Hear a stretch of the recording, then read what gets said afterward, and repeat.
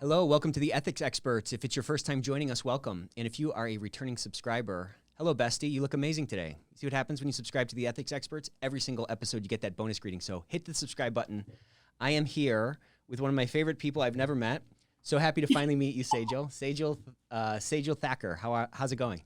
No one's ever said that I'm the favorite person. They've never met me. So thank You're you. I feel welcome. the same way about you too. So I'm excited to be here. I mean, we've never talked in person, but I just feel like we're total kindred spirits. I love what you're doing in the world, the difference that you're trying to make, and about freaking time you get on the Ethics Experts, huh? Yes, I know. What's the deal, Nick? You were supposed to have me here months ago. COVID, life. I get Yeah, it. I We're mean, I here have now. a bunch of excuses if you'd like to hear them. Let's skip that Let's part. skip it. Okay, fine. So, for those people who've been living under a rock or haven't been on LinkedIn ever, tell us a little bit about yourself. Tell us about the battles that you fight, and just kind of what's your background. Yeah, sure. No, yes, I'm very active on LinkedIn, so it's hard to miss me. But so as you know, Nick, a huge part of my journey sort of has been about learning about how unconscious bias really affects all of us and that we all need to do something in order to recognize it and then to mitigate the harm that can result. So Mm-hmm. right now, that's the area that I'm really focusing in on, the lessons I've learned along the way in my journey as an attorney, both from a professional and personal standpoint, dealing with bias, all led me to opening up my own company in November of 2017, Train Extra, where I worked with leaders and employees, facilitating different workshops and trainings, consulting with employers all over the globe on how do we create better workplaces. Unconscious Mm-hmm. bias is one area, as well as civility. And then that all led to my new position where I'm working with Nobody Studios as their chief culture officer. And I know you and I are going to talk about this for days because I know Yeah, that's what you're doing. Is it compliance line? compliance line. Right. Yep. Yeah. And so I'm doing the same stuff that you're doing. So we're going to have to compare notes and make sure we get this right together. All right. So we're going to team up. So I love. So what got you to kind of take that plunge and start your own company, and how did you know what you should focus on? Yeah. I training has always been a passion of mine. I mean, even as an attorney, I found myself a lot of times educating people about what they should have done or what they shouldn't have done. So I was already doing that. I also started doing a lot of training on the side, and really as a litigator, I was conflicted a lot because I didn't want to come in once the lawsuit had been filed or the complaint had been filed. I really wanted to be more proactive and help create better workplaces. So that was a huge reason why I started my company, was because I said, I saw what companies were doing. They were good companies trying to create better cultures, but they were spending their money, I felt, in the wrong ways, or there were gaps in what they were doing. And I really wanted to address that, at least from a training perspective, right? So I've worked with companies from a legal perspective, right? I've been licensed since 2003. So for a majority of the time, I was a defense attorney. So I was a litigator in court representing management on harassment discrimination cases. Then I did a lot of workplace investigations, and there I saw companies from the nuts and bolts perspective. So I got to see what actually was happening. And then I did a lot of training and got to see what companies were doing. So all of that combined, I was like, let's fill those gaps. And that led me to creating a program that I do a lot of right now. It's called Civility at Work. So that kind of, I feel like, fills some of those gaps that I saw that were going on. Yeah, I mean, our workplaces are broken. We spend all of our time in them. All these Yeah. vestigial structures from the Industrial Revolution are still infecting and overlaying atop the knowledge work economy that we're in now. And people are really hurting in our workplaces. When you were starting, talk to me a little bit about like what that process was. I mean, at some moment, your LLC was formed or whatever you have. Before that, some light bulb turned on. Talk to me about what it was like as that light bulb started to turn on as you're in these workplaces helping them with various things. Yeah, it was really because I was doing a lot of the anti-harassment compliance training as an attorney, as well as when I was starting to do the training on the side. And I said, this is good, but they're only doing this to check the box, is the Mm-hmm. feeling that I was getting, and not truly looking at how do we create better cultures or psychological safety, for example. How do we deal with bystander intervention? And so I was doing these trainings and I'm like, this isn't sufficient. We're only meeting what the law is requiring us to do. Policies too. A lot of organizations were drafting their policies based on legal compliance rather than really looking at how do we focus on creating better workplaces, respect in the workplace, civility, bystander intervention, empathy.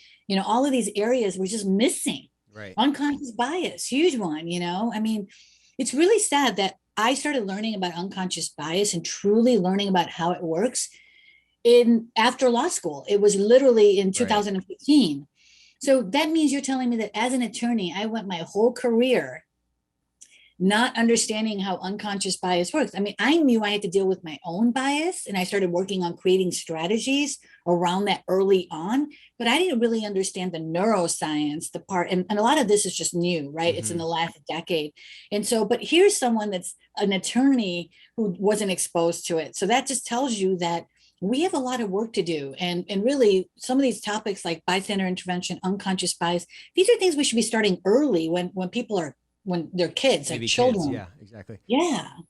So, talk to me a little bit about like this unconscious bias thing. We've been hearing about it, to your point, a lot more and more in the news and just kind of all over the place. Where do you see this sort of rooted in folks, and how do you see that sort of cascading across organizations? Like, I'd like to talk a little bit about like the consistent behaviors you see, call those weeds that you consistently pull out of the various gardens that you go and tend to, and how that ends up kind of, suffocating the other flowers that are kind of in the garden. Well, how does that end up playing out, Yeah, I think when you talk about bias, right, the first thing is to understand that there is conscious bias and unconscious bias, right? So that's a huge distinction. And I think a lot of people, when you even just say that word bias, they jump to the conscious bias, the racism, the sexism, all of the isms, the prejudice, the hate, and that's conscious bias. But there's a whole element of unconscious bias, right? So that's what's normal. That's because we have a brain, our brain processes all this information, and that leads to us engaging in behaviors or actions towards other people without even knowing it. It's happening unconsciously. So there are two different issues and this too, is we've spent a lot of time dealing with the conscious bias situation, and that hasn't worked either. Yeah, so we still have a lot of work to do there. But I'm more focused in on the unconscious bias piece, because I feel like that is truly where we are lacking. There is so much lack of awareness on this topic, education, information on how unconscious bias works, how it really impacts every decision we make. And it's really educating people. It's to use these opportunities as learning opportunities and helping people understand that, look, it's normal. Let's normalize this conversation, but you need to understand what your own unconscious biases are. We all have them. They're all different because they're based on our own life experience. And so we've all lived differently. Our biases are also going to be very different. And so it really is empowering people so they could do their own work and understand it. And then from there, you look at it if you're looking at a culture perspective, we need to look at bias from both individual perspective as well as the organizational perspective, because like you said earlier, unless you've been living with your head under a rock, we all have acknowledged, or we should acknowledge, that our systems and processes are biased. They weren't set up for the type of diversity that we have right now. So we need to go back and look at those to say, okay, how do we mitigate bias in our hiring, in our promotion process, in our whatever processes you have? And it's not going to be something that we can do overnight. It's going to be a process. You just take little steps, you figure out little things, like just this morning, for example, I sent our leadership a team saying, hey, why don't we think about including in our signature blocks, just a quick sentence in there to let people know that, look, I'm a single mom, and I was homeschooling my son this past year. I respond to emails and I'm on Slack at all weird hours. Like it's usually at 1 or 2 in the morning after he's asleep. And for whatever reason, I'm excited about something and now I'm thinking about it. And it's fine. It's not that I'm overworking. It's just, that's what I'm doing. Right. And so I said, let's just include this on every signature line for everybody, that it just says, look, I work at all different hours, but please take care of your well-being. Don't feel like, you need to draw your own boundaries and take care. That's a priority. And I said, let's just put that in our signature line. So it's very clear to everybody that they don't need to feel pressure. They don't need to respond just because I'm writing something at 1 a.m. So it's like little tweaks like that you start making can have a huge impact. Yeah. It could start to cascade across the organization because you're actually changing hearts and minds. You're not like, what's the word? I mean, you're not doing this by edict, right? You're actually changing the behaviors and the way people look at the world. Take me with you. Let's do a little thought experiment. Like, we're stepping into an organization and you're doing one of your trainings and you're hitting resistance. What's the resistance that you're hitting? Because I'm sure it's kind of a spectrum, right? Like, there's probably some folks who are, yeah, I get it right away, and they're picking up everything you're putting down. And there's probably some other folks who are kind of sitting like this. Talk to me about the resistance and how you end up kind of melting that, and what you think that's kind of rooted in. No, I never get any resistance, Nick. Well, you're amazing. Well, hire Sejal, please. Okay. Yeah, right. No, I get all kinds of resistance. I would say the biggest one is just the negative connotation associated with the word bias itself. And so that's actually what led me to doing my TEDx talk, right? I was doing these trainings, and the minute I would say the word bias, people would just start disconnecting from that conversation. I noticed that people would start putting their arms up or start looking at their cell phone. And I've even had people actually raise their hands and say, I don't have any bias. And I was like, well, you sound biased. Yeah. You're biased. That's called blind.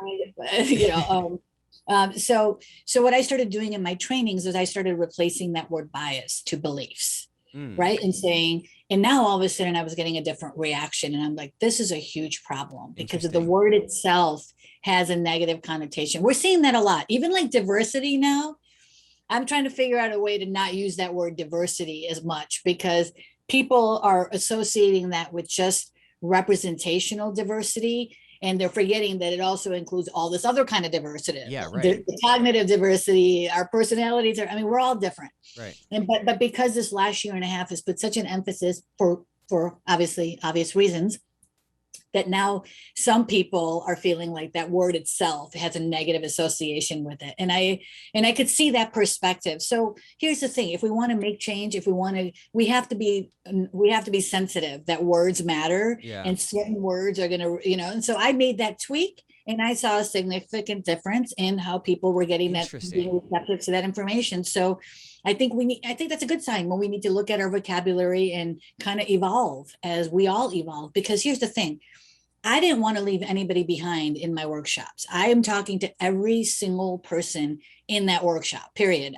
That's why I went with it from the civility angle, is that I didn't want anybody in there saying this diversity stuff doesn't apply to me or this bias stuff doesn't apply to me. I'm like, how can I create a workshop that every single person in that room is invested and does care about that information, right? It has to touch every person in there.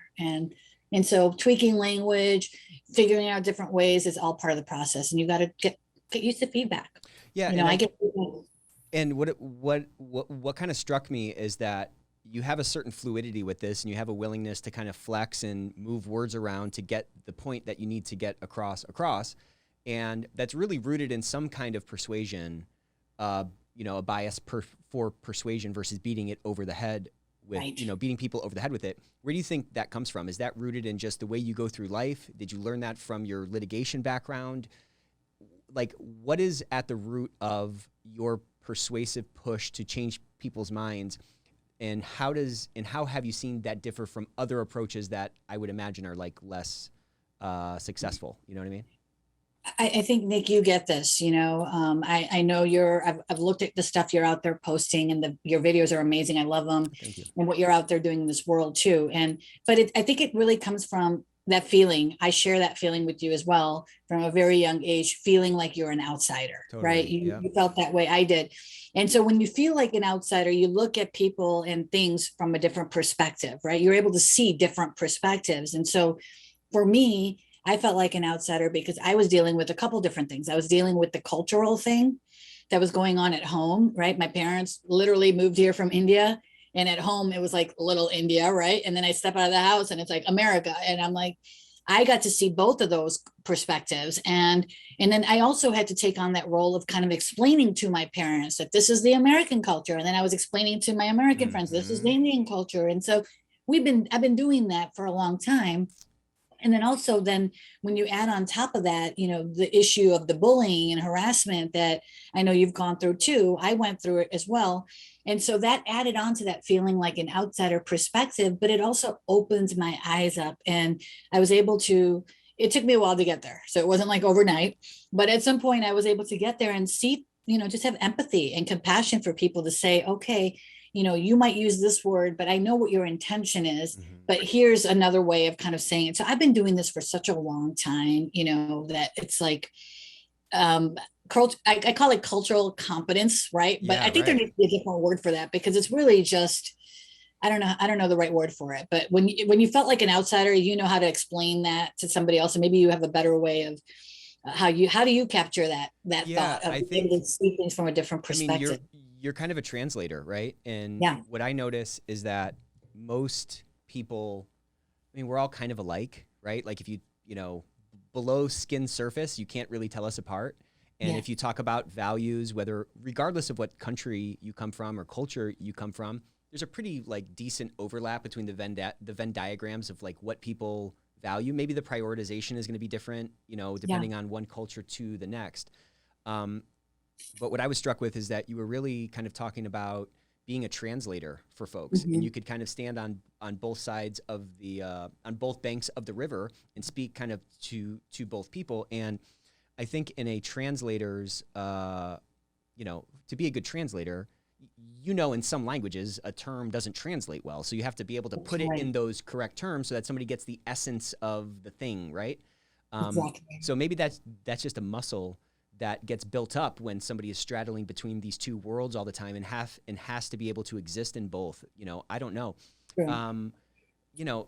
I don't know. I don't really have a better term, that maybe it's a culture translator or something, but it's I like it. If I'm a Russian translator and you're not understanding me, I can't just yell at you in Russian more. That's right. I have to figure out the right words to get the point across. And so much of that ends up getting kind of lost because people aren't exposed to diversity or their own, to your point, their own personal experiences.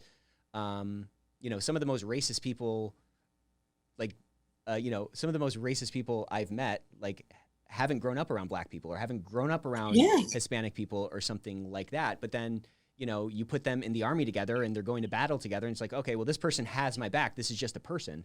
And sometimes people just haven't had those experiences. So I think empathy is a big piece of the puzzle. But when you're going, let's talk about it from this perspective.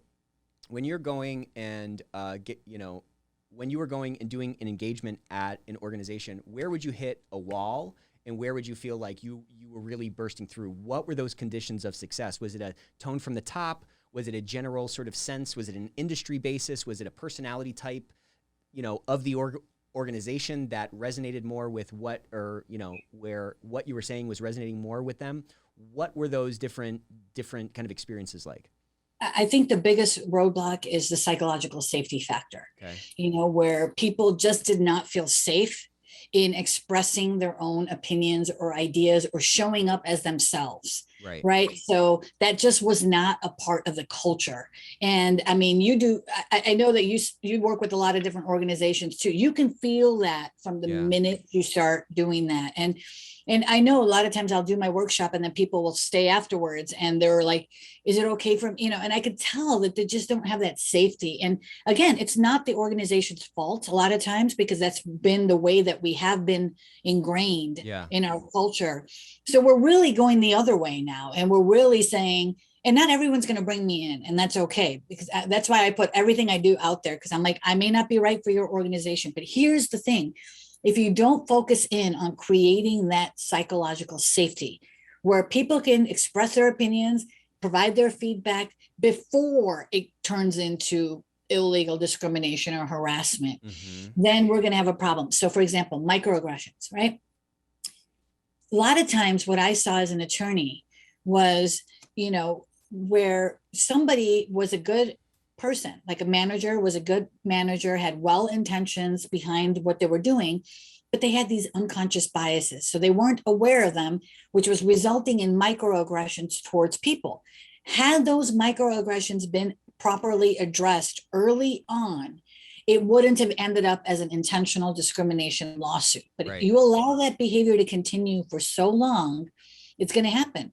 And a lot of those times, tragically, management was aware of those behaviors and allowed those behaviors to continue. Things like, I knew that was going on for so long. This is just the way this person is.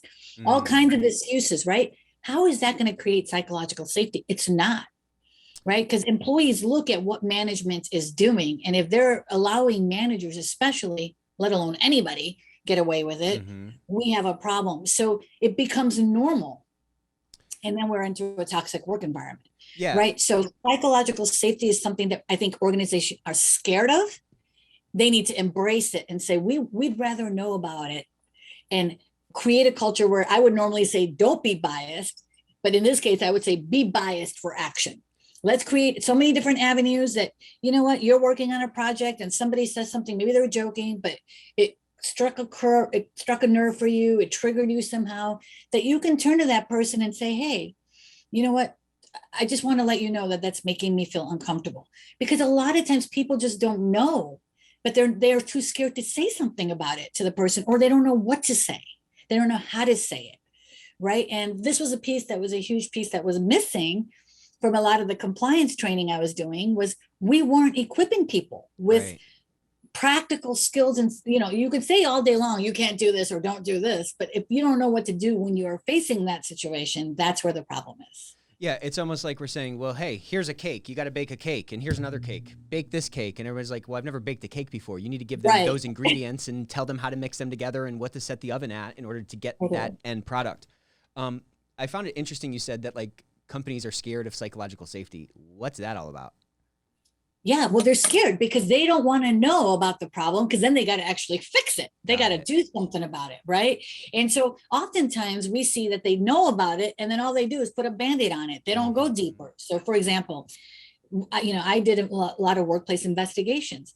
So they would get a complaint from one employee to another. They would investigate that complaint. They would take appropriate action, and then they would stick that complaint in a drawer somewhere, and we never see that complaint again.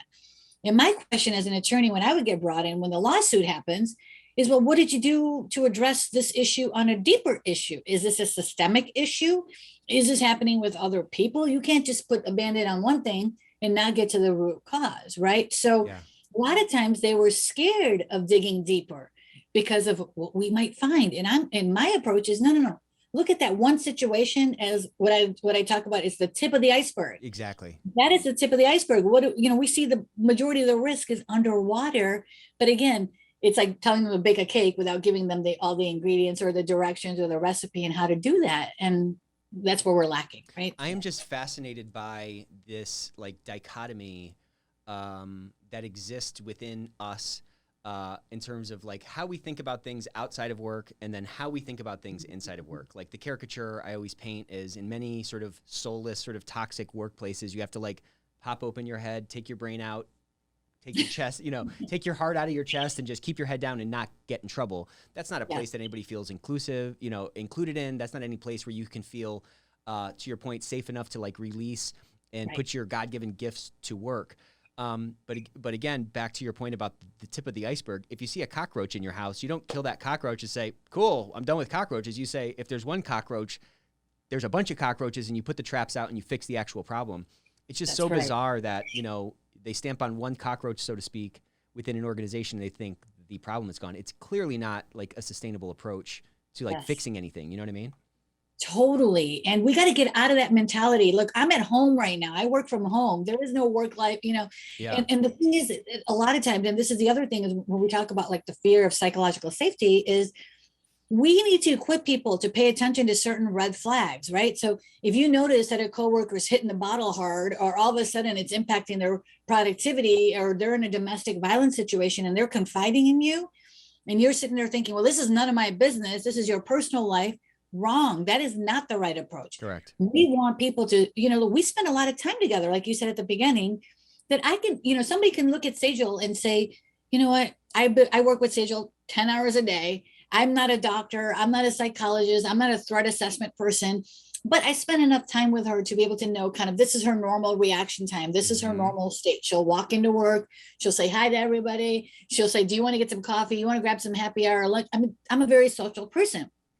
But now, if all of a sudden you see I'm coming to work and my hygiene is deteriorating, I go straight to my office, I don't talk to anybody, I shut the door, I put my headset on, and I'm totally different. We all have bad days. So we're not looking at snapshots, but now you notice, man, it's been 2 months and she's still doing this. Something is not right with Sejal, right? Somebody needs to do something about that. And we need to equip people on what do we do. The problem is a lot of times organizations create these reporting structures that are harmful, where people feel like, well, if I say something about Sejal, she's going to get in trouble. She's going to get fired. And that's not the intention. That person just truly cares about me. And they're saying, I'm concerned. I want to make sure that she's supported.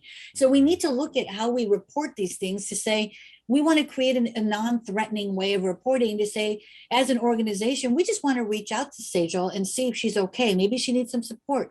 Maybe she needs some time off. Maybe she needs a break, like whatever it is. But as an organization, we need to empower all the employees to say, hey, let us know. Or maybe reach out to Sejal and to say, hey, Sejal, is there anything I can do to support you? I noticed, is there anything you want to talk about?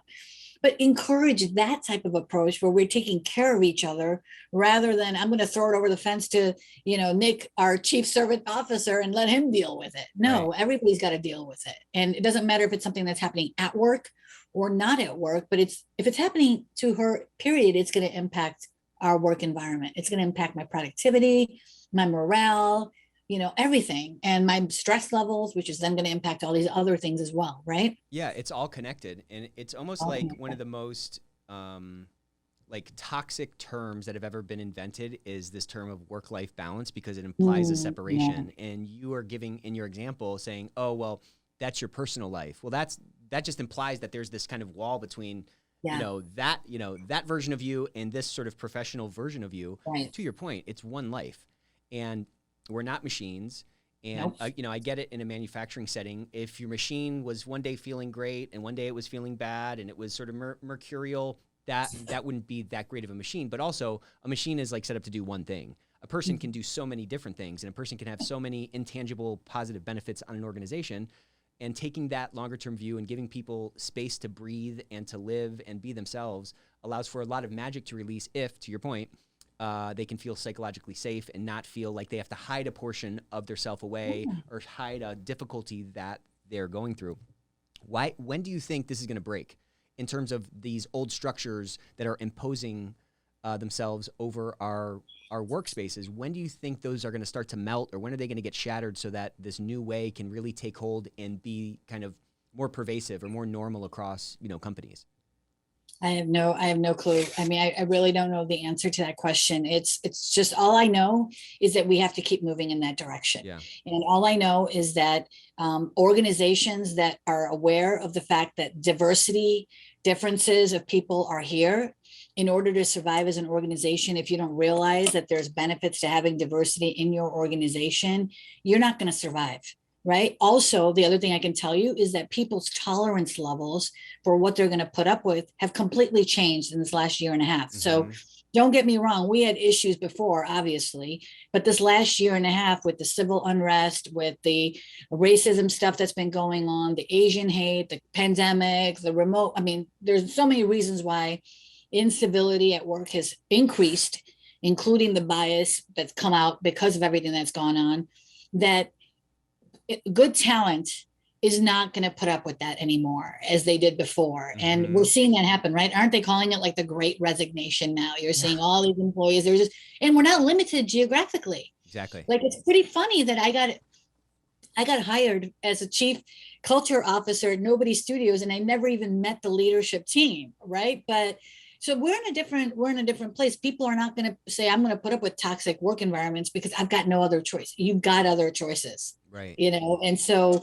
I don't know the answer to that question, Nick. All I do know is that I'm very optimistic. I'm seeing a lot of organizations put their money where their mouth is. They're walking the talk, they're doing the work, and it is ongoing work. It is hard work. It's ongoing work. And the good news is I can tell you, because I've been in this area dealing with employers since about 2003, that people are changing. We're seeing more people being open, willing to change, doing the work, resources are available. And if they're not available, people are speaking up about that, which is what we need. And we have the internet, right? This is something too, is we haven't seen so many people on social media using internet for both bad and good. I wish we could eliminate some of the bad and replace it with more of the good stuff like you and I are trying to do, create positive, uplifting, better places. I wish more people would use this wonderful resource that we have for positive reasons. Totally. And we could shut out all that negativity BS that's going on, And you know what's crazy? I mean, it seems like these companies that these leaders, let's just blame the leadership.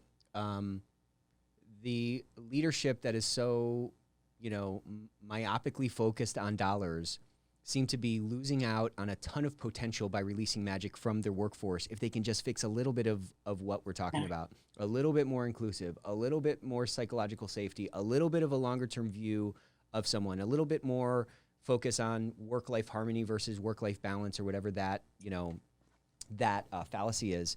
And what's interesting is that when you do that, they end up getting the results that they're myopically focused on, right? Like you end up getting more discretionary effort from a workforce. You have a lower turnover. You have higher employee retention. All these things drop directly to the bottom line, but we've just grown accustomed to, hey, 15% is going to turn over every year. Employee engagement is going to just kind of hover around 70%. Those are all those are all examples of dead weight loss in our businesses that are tied down to how people feel. So we can make little tweaks and have really tremendous impacts on our organization. Let me ask you this. Do you feel like it's just going to be a changing of the guard? The strong force is going to be when people in our generation ascend to positions of power, that's really what's going to change it? Or how do you find, or what kind of successful ways have you found to get those people, those sort of people who think about it the other way, so to speak, get them to turn those light bulbs on? What kind of mechanisms do you have, or what kind of persuasion paths do you see actually working? Yeah, I mean, again, I like what I'm out there doing. I look for every opportunity to continue talking about these topics. I mean, like last year when COVID happened, I lost my business overnight. I was like, what am I going to do? But I've got to so I just started doing all these podcasts as a way to kind of get so you have to be creative about how we get our message out there and what's the result we want. From an organizational standpoint, look, at the end of the day, we know it all starts and ends with leadership. If your leadership isn't brought in, doesn't matter, it's not going to happen, right? So the first step is really to get the leadership buy-in. And, I feel for HR because I feel like they're always sort of carrying that torch, and it's a hard job. But I'm sorry to say this to all HR people, you've got to do it. You've got to make the case. You've got to find a creative way, whatever way it is, to get the leadership buy-in and keep pushing against it, and even if you don't get it the first time, figure out a different way to get it up there again and keep doing it. And here's the thing is you're actually doing your organization a favor. Correct. By continuing to push on that. And if you find, and this is what I told a friend of mine who was in HR at a company, and I said, you at some point need to decide whether this is the organization you want to work at. Because she was so frustrated because she's like, Sejal, I bring these ideas up all the time on diversity and inclusion, and it just kind of gets put on the bottom of the list every single time. And she's like, I feel like I'm just going up against a wall. And I said, it's probably not the right place for you. You got to make that very clear. I mean, I had the same conversation with our CEO, when he was kind of asking me to be their chief culture officer. I'm out there intensely advocating for this stuff. Like, I'm not just saying every once in a while, every day I'm hammering diversity, inclusion, and stability. So I said to him, I go, what I'm out there doing. So I'm going to be doing this inside, just like I'm doing it outside. If you bring me in, are you sure you want to bring me in? Because I am not going to change what I'm doing. And he's like, no, that's exactly why I want to bring you in, because these things are important and we need to make sure we do this right. And I'm like, all right. But it's not going to be the case. And sometimes, you got to walk. If you're feeling that your organization isn't lining up with your core values or what you're doing, this applies not to just HR, but anybody. Walk. Right. Find a place where you can be you, where you feel fulfilled. You have those options now. And I'm a true proponent of do not stay in an environment that you're not happy. Seriously. You know, it's interesting you said that we have those options now. You're absolutely right. We have more labor mobility now. There are way more organizations that are that kind of think that way, and Yeah. we have to vote with our feet at some level. And you know, what's kind of sad, I mean, you're obviously a very passionate person. You're obviously you're kind of walking down your purpose path. Mhm. You can always tell when someone is on Yeah. that correct path. There's a fire in them. There's a, you know, there's an energy to them that really can't be faked. It's Mhm. you it, you can tell when it's artificial. And what's really sad, I think, is that there have been people that have lived and died and gone through their entire careers without ever feeling that. Feeling like, man, my purpose is really, you know, That's there's a deep overlap between my purpose and the work I'm doing for my company and my company's mission.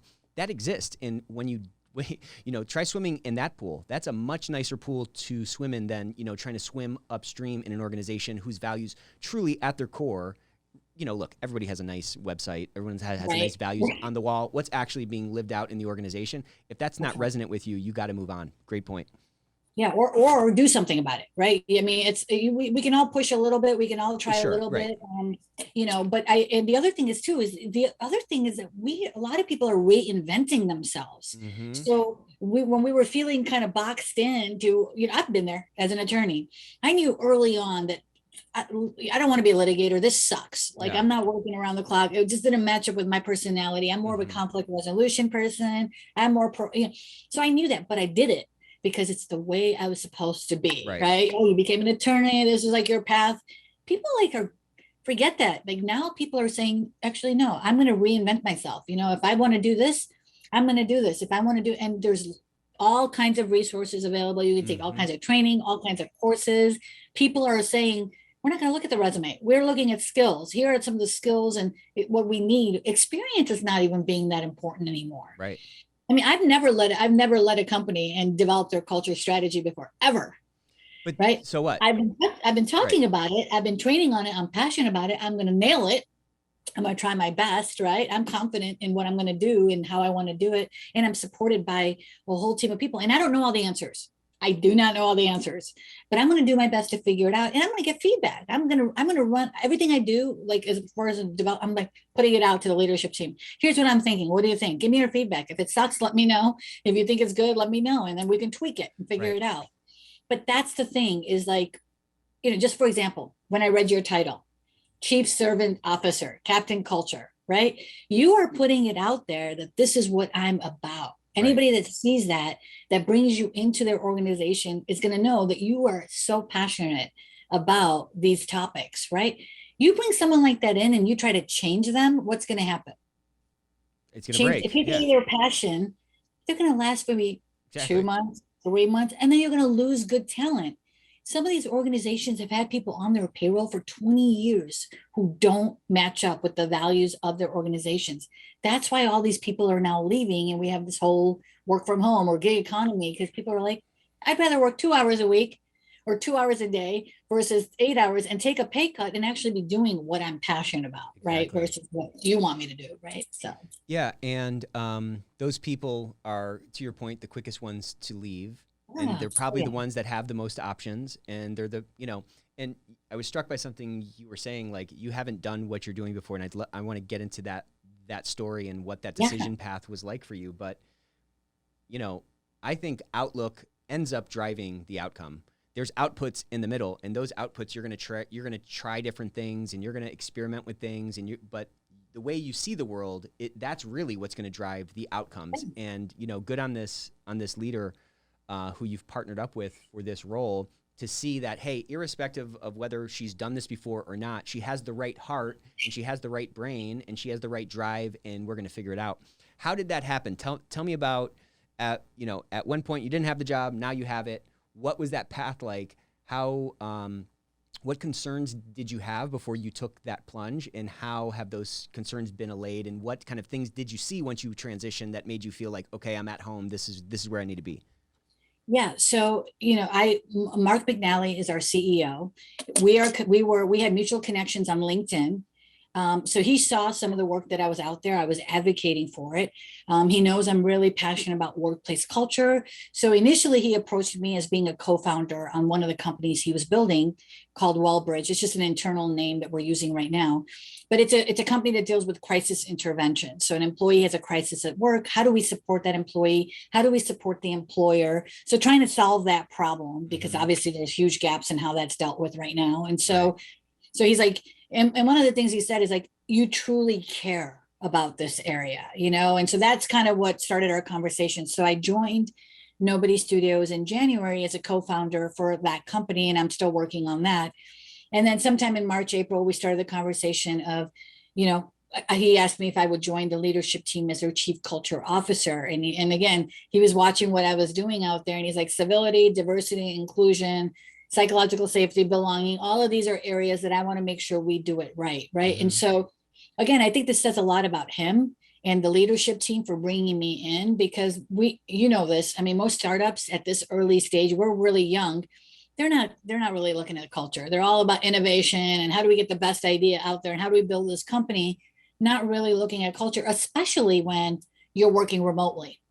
Yeah, Culture right. takes the back seat, right? If at all, it's on and so it says a lot about him for bringing me in early on. But also the fact that he wants to ingrain this right from the beginning into what we're doing. Right. So yeah, so I Tremendous accepted. foresight. Tremendous foresight he has.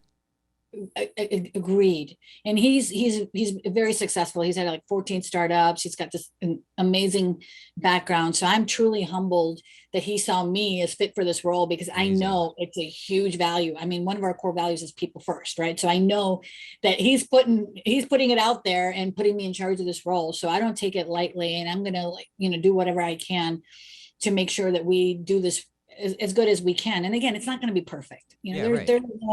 there's no solution. We're going to just try different things. But one of the other reasons why I really enjoy this journey is that it allows me to scale my work. Right. So I'm already out there talking about this stuff. I've been working with organizations for a long time on developing their policies, their processes, their training, investigations. So I've touched a lot of these pieces.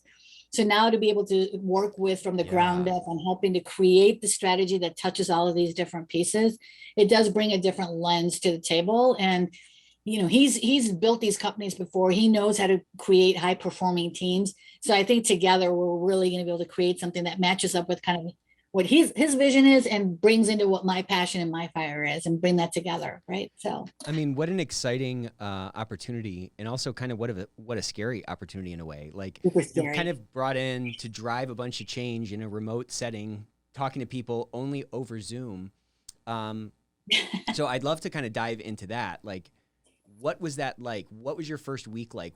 How did you prioritize like what initiatives you were going to start pushing? Like, how did you identify, you know, which of these different arrows that you kind of mentioned in your quiver needed to be fired first? And then how did you start to kind of drive that change? Of course, it's an ongoing thing, but just kicking it off sometimes seems like so overwhelming. Nobody gets moving on it. You know what I mean? Yeah. I mean, I have to say, like, one of the things, not there's so many reasons why I love working with Nobody Studios, and I'm doing it part-time right now, right? So I'm still doing my train extra stuff. So I'm putting in about a couple days a week there right now. But one of the things I really love working about there, we have an amazing leadership team. Like literally every single person on that team cares 100% about culture. Like there's no question about it, Amazing. right? And so for me, I got to vet them just like they were vetting me for Great. those first couple of months that I was on as a co-founder. Is I started attending some of these meetings and building these relationships and really making sure, wait a second, are these people really aligned? Do they really care about the culture? Or is this, I've seen it so many times, where are we just saying something and then we're not going to really do it, right? So Right. that was going to be a deal breaker for me. Um, so the leadership team, even though I'm in this role, I'm not doing this alone. We are all invested into this role. They're all supportive. Like I said, we have a Slack channel where culture initiatives, and I just throw it out there and here's what I'm thinking about, and give me your feedback. And so we have a very supportive environment for that goes. But yeah, it was weird. It was odd coming in and you haven't met anybody. We actually just had our leadership retreat three and a half weeks ago, where I finally got to meet everybody in person, and it was amazing. I mean, it really did. It's so different when you meet people in person. Like, even if you talk to these people every day, being in person just really connected us, right? So it brought us together even more, having that connection. And so, but yeah, it's just a different world that we're in now, and in fact, everybody else that we're bringing in, we're not doing in-person interviews. Everybody's getting interviewed on Zoom right now. People are working all over different time zones. This is just how it's going to be, right? So one of the things I would love to meet with you offline too, is one of the first things I'm working on is our onboarding program. And especially because it's virtual, and trying to figure out how are we going to make people that are different cultures, different religions, different time zones, different everything feel welcome on their first day. But yeah, so as far as priorities goes, this is what I love about Mark, and I work a lot with our chief of staff. They're really, really good about prioritizing, really kind of, let's have you, here are the, we have 20 things that we need to work on this by the end of this year. Here are some of the priorities, and then really kind of leaving it to me to figure out sort of what I'm going to work on when, and really kind of taking a hands-on approach, but also being very available to say, every week we have check-in meetings where we're meeting with them. I met with our leaders, Mark and Tiffany this morning. We meet, we check in, we have a Slack channel. So we communicate constantly, but really how I get to the end point is really up to me, and kind of figuring out the strategy. But again, everybody's available. And, now with the internet, like, we could do all kinds of research and figure a lot of this stuff out. And again, I love what Mark always says to me. He's like, look, I don't need you to be perfect. I don't need you to give me something that you're going to be like 100% comfortable with.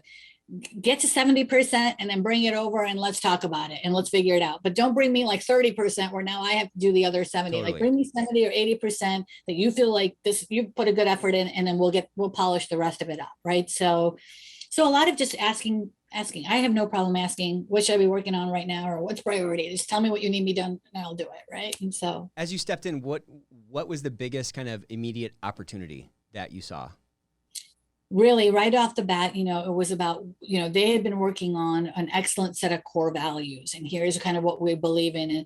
And my right away was, okay, we need to break this down. So what those mean, but let's break it down, make sure that we communicate to everybody what these behaviors look like that align with these core values. So one of the first things I'm working on is putting together kind of like a culture manifesto is what I'm calling it, right? So aligning those core values, because like you said, we can have the best core values on the planet, but nobody knows what those means. They're meaningless. Right? So I want it to be very clear to people coming in. This is the kind of behaviors that we expect.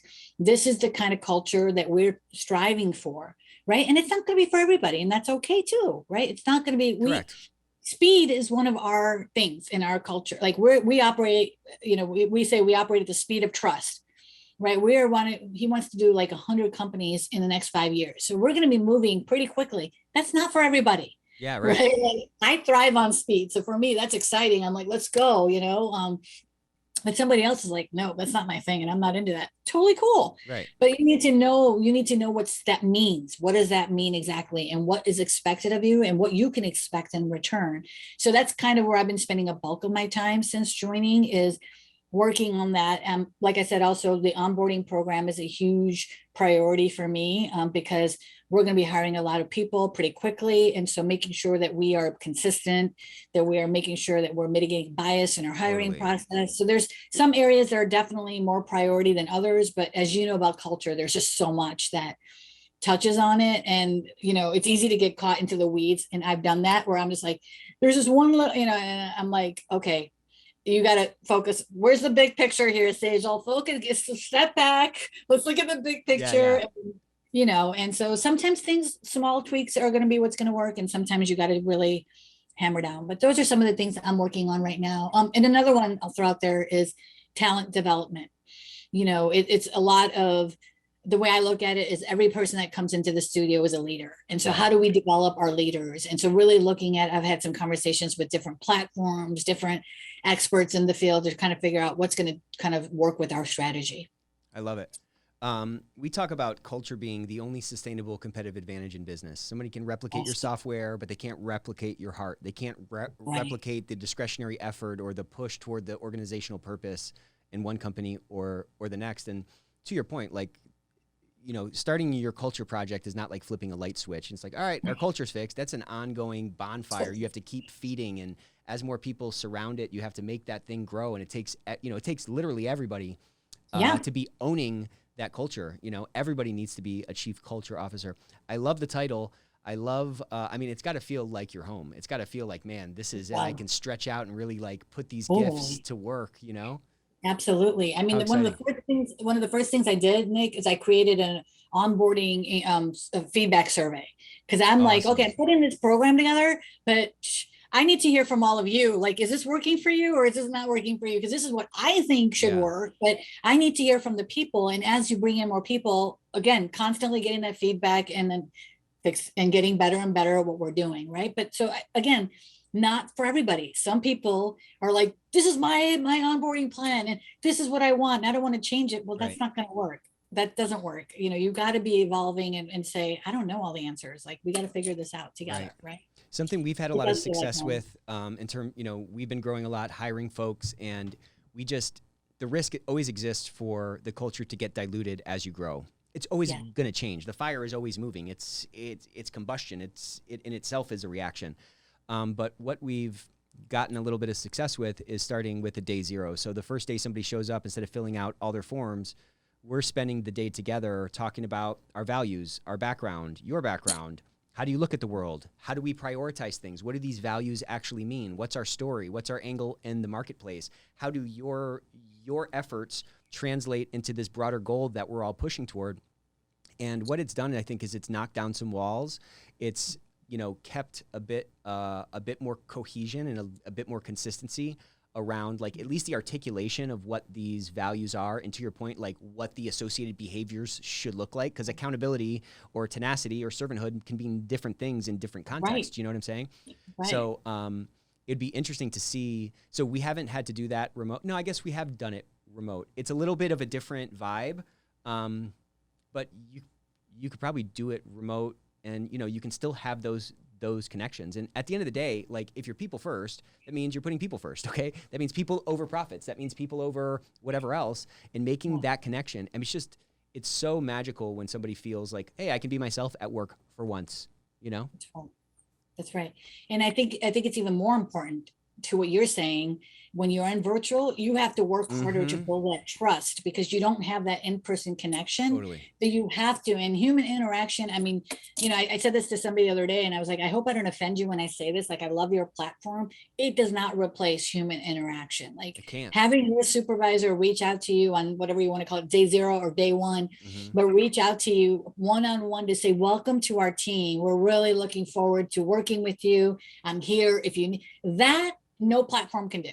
I don't care how great your platform is. You can't replace human interaction. And I remember, like, at one of the first meetings at Nobody Studios, somebody said, like, well, we're a startup. And I was kind of suggesting having this ongoing leadership meeting.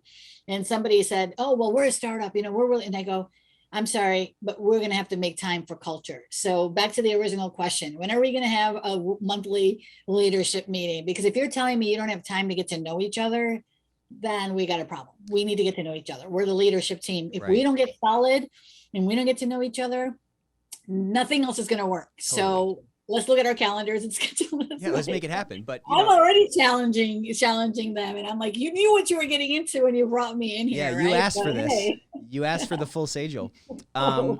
As we wrap up, I'd like 2 pieces of advice from you. One is, if you could give one piece of advice that every CEO, every board of directors in the whole country could hear, what would that piece of advice be? And what, if you can go back in time, and young Sejal, whether it's you growing up bouncing around Chicago, or it's you just coming out of law school, what piece of advice do you wish what would you want to give to yourself?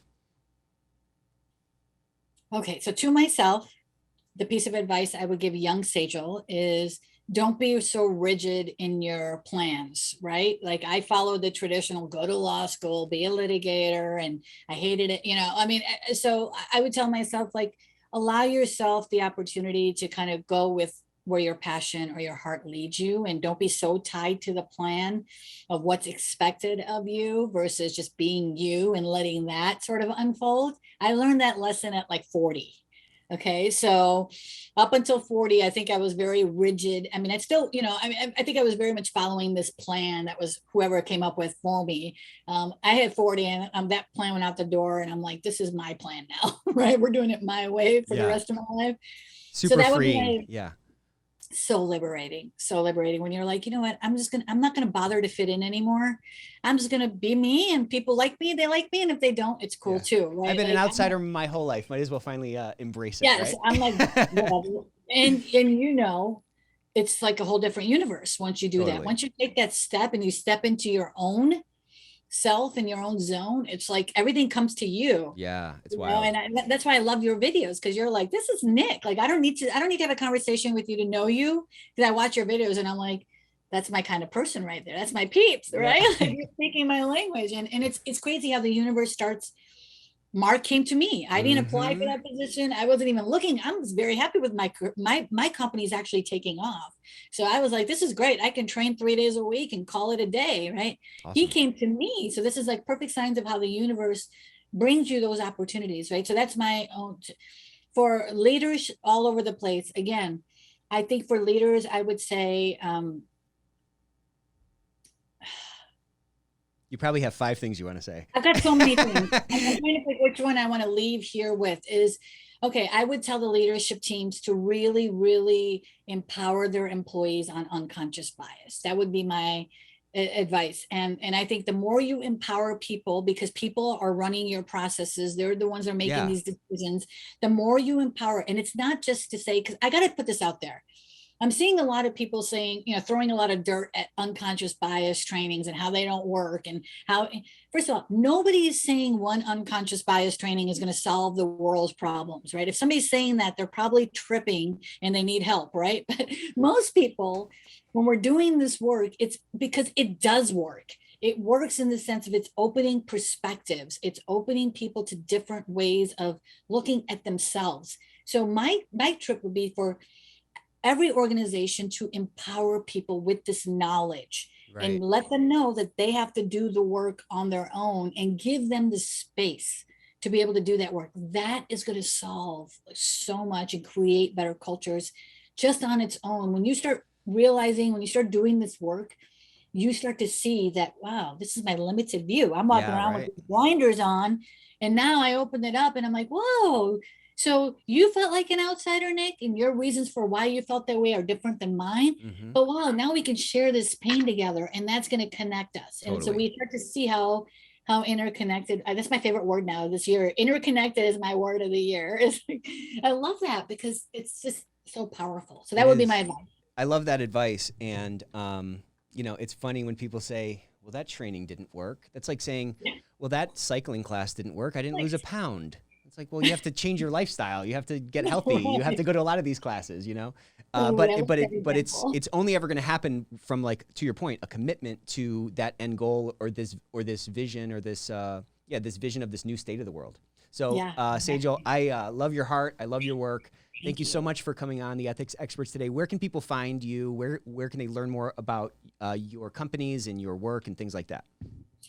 LinkedIn is the best place to find me. That's the only social media platform that I'm on. I'm very active on LinkedIn. I'm constantly putting out articles and information that is helpful on everything we've talked about. My own website, trainextra.com, is TRAINXTRA. If you want to know what kind of workshops I offer. And Nobody Studios, follow us there, because we're doing a lot of great, fun, exciting things. We've got some cool announcements that are going to be coming out soon. So follow Nobody Studios. We're on LinkedIn as well. And don't hesitate to reach out to me. Look, I am seriously, and Nick, I know you're like this way too, is I love sharing information on this. If I can introduce you to somebody to help you with something that your organization is dealing with, I love to use my connections and help in that way. So don't hesitate to reach out to me. Awesome. Well, thank you so much for your time. Thank you for all you do. I'm honored to be fighting alongside you every day. Everybody, until next time.